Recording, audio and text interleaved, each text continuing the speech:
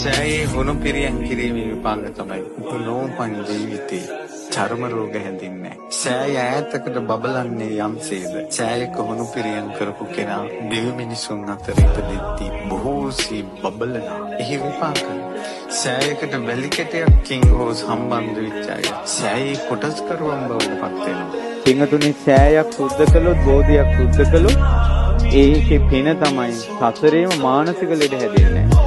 ඒ පින්වන්තයාට අපේ බුද්ධ ශාසනය නිවන් දකින්න තුරු උපනෝපන් ජීවිතයක කවදාවත් අබෑටික තරම්වත් හැමේ බිබිලක් ඇවිල්ලා නැහැ කියන්නේ. සෑය සුද්ධ කරපු කෙනා. ඔහුට මතකයි කියනවා එදායින් පස්සේ සංසාරේ ගත කරපු ජීවිතවල සමහර වෙලාවට කැලෑවල යද්දී කටු උඩ අඩිය තියනවා කියනවා, කටු අනිත් පැත්තට හැරෙනවා කියනවා. සෑයක කටු ඉවත් කරපු පින් හැම පැහැපත් උපනෝපන් තැන බබලනවා යා. චෛත්‍ය සුද්ධ කිරීමේ බෝධි සුද්ධ පවිත්‍ර කිරීමේ පින එයයි.